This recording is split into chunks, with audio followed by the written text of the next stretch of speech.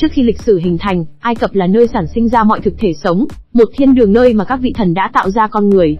Các vị thần ở đây to gấp 5 lần con người, mà máu của họ là vàng dòng 4 con 9 luôn. Họ có thể biến hình thành những chiến giáp to tổ bố mà lại còn sáng chói nữa. Thần mặt trời bảo vệ trái đất khỏi bóng tối hắc ám. Ông có 2 người con trai cùng nhau trị vì Ai Cập. Anh cả là thần Osiris, là vị vua cai quản toàn bộ vùng đất màu mỡ bao quanh sông Nin. Em trai của ông là thần Set, cai quản vùng hoang mạc xa xôi hẻo lánh, nơi chỉ toàn cát và gió. Rồi đến một ngày, thần Osiris truyền ngai vàng lại cho con trai mình là thần bầu trời Horus. Ở trên phố có một chàng trai, anh ta là một người ăn cắp chuyên nghiệp. Anh lấy cắp một cái váy trên phố đem về cho vợ, vì cái váy của nàng đã rất cũ rồi, ngày mai họ phải dự lễ đăng cơ của thần Horus. Nàng nhìn là biết ngay anh đã lấy cắp của một ai đó. Anh chàng nói điều đó còn nhanh hơn lời cầu nguyện của em, bởi vì chàng ta không tin vào các vị thần. Khi nàng mặc chiếc váy vào, như một nàng công chúa xuất hiện đúng không các bạn? Nàng nói vậy thì công chúa phải sinh bao nhiêu đứa con cho chàng đây? Anh ôm lấy nàng thật hạnh phúc. Tại hoàng cung, thần bầu trời mới thức dậy sau một bữa tiệc. Anh đến hồ bơi để tắm, thì ra người yêu của anh cũng đến sau lưng. Đó là nữ thần tình yêu, nàng ta là một nữ thần xinh đẹp nhất Ai Cập.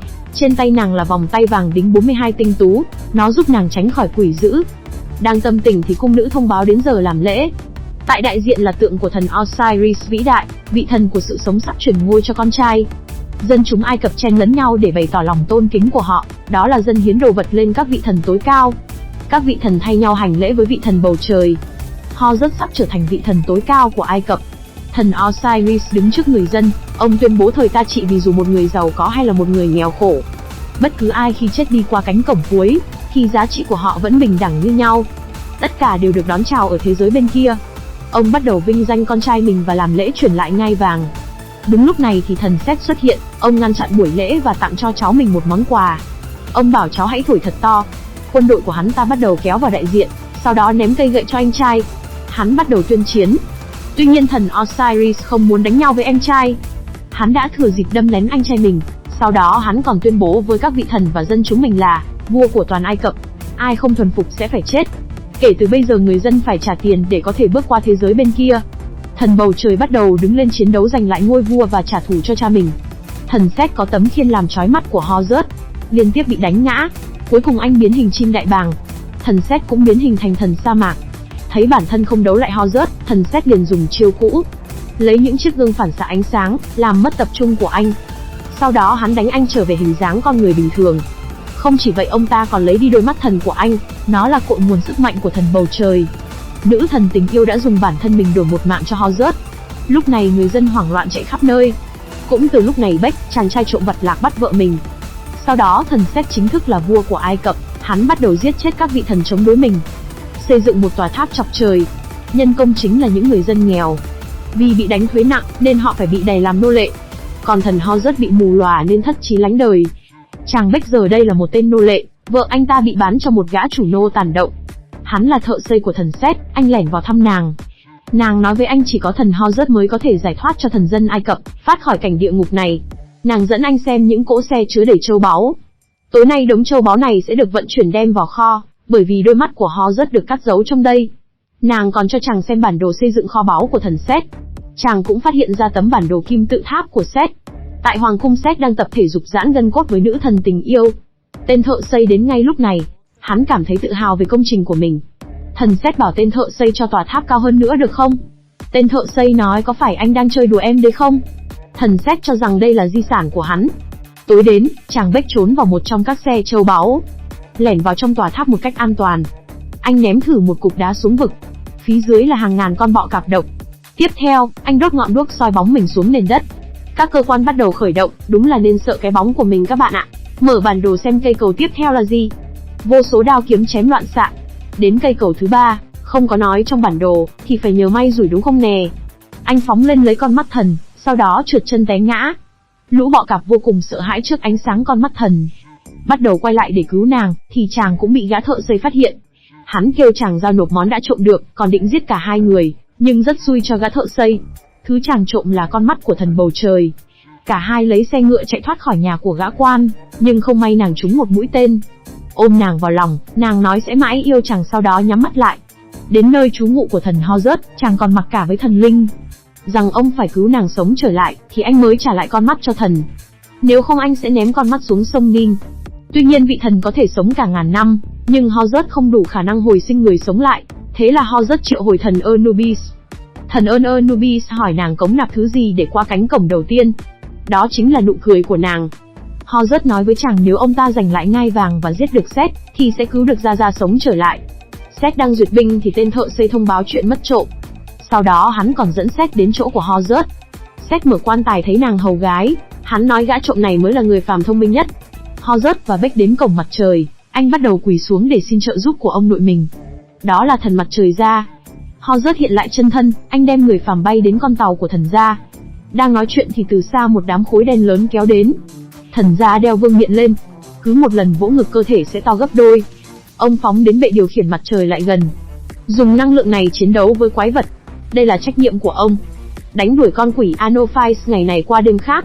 Ông không thể nào giúp cháu mình vì trong mắt ông, Seth vẫn là con trai mình. Horus lấy lọ đựng nước trong ngân hà, anh cầu xin thần Ra ban cho mình sức mạnh. Thật ra sức mạnh của một vị thần là hành trình của riêng họ phải đi, ông không thể xen vào. Seth cho quân đội tấn công vương quốc của thần bảo vệ. Nữ hoàng này là vợ cũ của hắn. Ông ta còn nhẫn tâm cắt đứt đôi cánh của vợ mình, lấy được nước thần. Horus và Beck trở lại Trần Giang. Tay sai của Seth đã tập kích bất ngờ. Không có con mắt còn lại, Horus không đánh lại bọn này. Sau cùng cả hai rơi xuống thác nước. Cũng may Horus kịp tỉnh lại nên cả hai thoát chết. Tên tay sai về báo lại với Seth đã để cho Horus tẩu thoát, thế là hắn nhận cái kết đắng. Tiếp theo Seth phái hai nữ thần rắn truy sát chàng. Nữ thần tình yêu biết được Horus đang chiến đấu chống lại Seth, nàng đã quyết định cùng chàng chiến đấu. Horus và Beck đang tâm sự thì từ xa bão cát đến. Không phải rồi, đó là thợ săn của Seth với đám thú nuôi của chúng. Đây là rắn sa mạc, lửa của chúng có thể thiêu chết các vị thần. Beck dùng thân mình làm mồi câu để nhử địch. Tuy nhiên lần này cả hai thất bại, chỉ khống chế được con rắn một chỗ thôi. Tiếp tục lại làm mồi nhử. Xem ra kết quả không tồi. Con rắn và thợ săn đều rơi xuống vực, chỉ còn lại một con thôi. Nữ thần tình yêu xuất hiện, nàng ra lệnh cho con rắn bé nhỏ: hãy sưởi ấm chính mình. Con rắn đã quay lại tự thiêu bản thân. Để tắt ngọn lửa sa mạc, họ cần trả lời được câu hỏi của con nhân sư. Cả ba người lên đường đến tìm thần trí tuệ. Trên đường đi Horus tỏ ra ghen tuông, khi anh bị mù thì nàng lại ăn nằm với kẻ thù. Chắc có lẽ chàng không biết nàng đã hy sinh bản thân để đổi lấy sinh mệnh cho chàng. Nữ thần tình yêu cũng nhận ra trong mắt của Beck đã yêu một cô gái nào đó, nên pháp thuật không hiệu nghiệm với Beck. Vị thần trí tuệ không tin bất cứ ai cả, nên ông quyết định dùng các phân thân để làm việc. Cho dù Horus có khuyên thế nào cũng không thay đổi ý định của ông, nhưng một câu nói của Beck đã đánh vào cái tôi của thần trí tuệ, và làm cho thần trí tuệ nhúng tay vào chuyện này. Lúc này nữ thần tình yêu dùng thần lực cho Beck gặp lại Ra. Anh nói với Ra sẽ giúp nàng hồi sinh. Đêm đến Beck dùng trí nhớ của mình tìm được cánh cổng vào kim tự tháp, anh nhảy lên trung tâm kim tự tháp để có thể làm cho cơ quan bị đứng lại. Cả thần trí tuệ còn phải nể mặt Beck nữa cơ mà. Nếu sau này còn sống ông phải nghiên cứu anh chàng này mới được. Khi gặp tượng nhân sư, thần trí tuệ của chúng ta trả lời rất nhanh các bạn ạ. Nếu đúng liền thì mất vui đúng không nè? Phải lần thứ 3 mới đúng đấy nhé. Khi tiến đến sát ngọn lửa sa mạc, Horus bị sập bẫy. Seth xuất hiện lấy đi bộ não của thần trí tuệ. Beck chuẩn bị nhỏ giọt nước ngân hà thì bị Seth làm phân tâm. Hắn cho biết không ai có thể hồi sinh người khác sống lại. Beck nhìn Horus bằng ánh mắt nghi ngờ. Seth nhanh tay lấy lọ nước và đổ xuống đất rồi bỏ đi. Kim tự tháp sụp đổ, cả ba trốn thoát khỏi nơi này. Nhìn thấy ánh mắt đau khổ của Beck thất vọng vào các vị thần, nữ thần tình yêu đã triệu hồi Anubis, và dùng vòng tay của mình để làm tặng phẩm đặc biệt, có thể giúp Ra bước qua thế giới bên kia. Horus đưa chiếc vòng tay cho Beck đến địa ngục đưa cho Ra. Lúc này dưới địa ngục, một người giàu có bước lên cán cân. Ông đưa vật phẩm ra và được bước sang bên kia. Một bà lão nghèo chỉ có chiếc nhẫn, bà bị thần hồn tan thành tro bụi. Lúc này đến lượt của Ra. Rất may là Beck đến kịp lúc, anh không thể chạm vào tay của Ra. Cùng lúc này Seth đã có đủ những thần vật, hắn ghép cho mình một bộ giáp siêu đẳng. Đôi cánh của thần bảo vệ, bộ não của thần trí tuệ, trái tim của thần sinh mệnh, đôi mắt của thần bầu trời, cuối cùng là làm nguội. Việc tiếp theo mà Seth làm là đến thăm thần mặt trời, cha của ông ta. Chắc có hiếu vậy đúng không nào? Seth muốn hủy diệt thế giới này để hắn có thể làm bá chủ. Thần Ra dùng lửa mặt trời thiêu rụi con trai, nhưng giờ đây Seth đã có sức mạnh bất tử, ông đâm cha mình một nhát, sau đó dùng cây gậy của thần Ra thiêu rụi con thuyền. Lúc này địa phủ đã bị ảnh hưởng nặng nề từ việc này, cả thế giới đảo lộn. Thần Anubis dùng sức mạnh của mình bảo vệ địa phủ. Anubis và Ra Beck hãy trở về ủng hộ thần bầu trời Horus, vì bây giờ chỉ có duy nhất ngài ấy có thể cứu được thế giới. Trước khi chết thần bảo vệ đã để lại cỗ xe phép thuật, làm đôi cánh cho Horus quay trở lại vương quốc nhanh nhất. Thần Seth đang đứng trên tòa tháp của mình, dẫn dụ quỷ dữ hút hết tài nguyên trên mặt đất. Horus nói thần mặt trời chưa chết, chỉ có ông mới có thể đánh đuổi quỷ dữ ra khỏi thế giới. Họ lại dùng chiến thuật câu cá, nhưng con mồi lần này là Horus.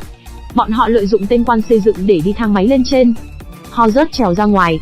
Lúc này thì Beck đã có cơ hội trả thù cho Ra. Anh tiễn tên này lên đường, sau đó lên trên hỗ trợ Horus. Horus không phải là đối thủ của Seth, rất nhanh anh đã bị hạ đao ván. Khi sắp bị kết liễu, Beck kịp thời xuất hiện cứu Horus, còn lấy được con mắt thần trên người của Seth. Anh ném con mắt cho Horus. Nhìn thấy con mắt và người bạn vào sinh ra tử cùng rơi, anh đã chọn Beck. Anh xin lỗi Beck mọi chuyện đã qua. Seth đã đốt nóng vàng chảy vào hai người, cả hai cùng rơi xuống. Lúc này nguồn sức mạnh thực sự của Horus xuất hiện, anh đã có thể biến hình. Anh hiểu rằng hành trình của mình không phải là trả thù bằng mọi giá, mà chính là bảo vệ dân chúng. Lúc này quay trở lại đấu với thần Seth. Mọi người dân đều vui mừng. Seth liên tục bắn lửa vào anh, nhưng khi vị vua thực sự nhận được sức mạnh tin tưởng nơi người dân, không gì có thể chống đỡ nổi. Anh bứt đôi cánh của Seth, hắn rơi xuống. Tiếp theo là tòa tháp của hắn cũng đổ vỡ, hắn van xin tha mạng, nhưng anh không để phạm sai lầm nữa. Horus đem cây gậy đến đánh thức ông nội. Thần Ra tỉnh dậy và đánh đuổi con quái thú ra khỏi trái đất. Địa phủ đã trở lại bình thường. Lúc này có một bé gái quỳ dâng con mắt thần cho Horus. Cuối cùng tình yêu của thần dân là nguồn sức mạnh duy nhất mà một vị vua cần phải có. Beck cũng đã hy sinh, Horus đặt thi thể của Beck cùng với Ra. Thần mặt trời xuất hiện, ông đến để trả ơn cho cháu nội mình. Ông tặng cho chàng một bất ngờ. Đó là điều nằm ngoài khả năng của một vị thần. Lúc này Beck và Ra đã trở lại dương thế, họ ôm nhau. Cuối cùng Horus cũng trở thành vua trị vì Ai Cập, vua của các vị thần. Đội vương miện vào bước đến bên thần dân, anh tuyên bố bây giờ phải xứng đáng mới được qua cánh cửa bên kia. Không phải là vàng, mà là điều thiện, lòng cao thượng, cách xử thế. Beck đưa chiếc vòng cho Horus. Lúc này chàng cần phải đi giải cứu người mình yêu thoát khỏi địa ngục rồi. Đất nước Ai Cập đến thời trị vì của Horus trở nên hùng mạnh nhất, và cũng là thời kỳ các vị thần được vinh danh tối cao nhất. Quyền lực thật sự đến từ tình yêu thương, không phải lấn áp, ức giết kẻ yếu làm người khác sợ hãi mới là quyền lực tối cao, đúng không các bạn? Tình yêu chân thật đem con người thoát khỏi mọi cám dỗ. Cảm ơn các bạn đã theo dõi kênh, hãy đăng ký để xem các video mới nhất.